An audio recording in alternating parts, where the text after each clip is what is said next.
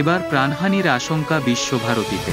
ফলক বিতর্কের মাঝেই এবার কর্মক্ষেত্রে প্রাণহানির আশঙ্কা বিশ্বভারতীর রবীন্দ্র ভবনের স্পেশাল অফিসার নীলাঞ্জন বন্দ্যোপাধ্যায়ের। পুলিশ প্রশাসন বোলপুর শান্তিনিকেতন বাসীর কাছে নিরাপত্তা চেয়ে ফেসবুক পোস্ট। বিশ্বভারতীর ও রবীন্দ্র ভবনের আধিকারিক নীলাঞ্জন বন্দ্যোপাধ্যায় লেখেন, গতকাল উনি কলকাতায় গেছিলেন, শারীরিকভাবে অসুস্থ, রাত্রে বাড়ি ফিরেছেন।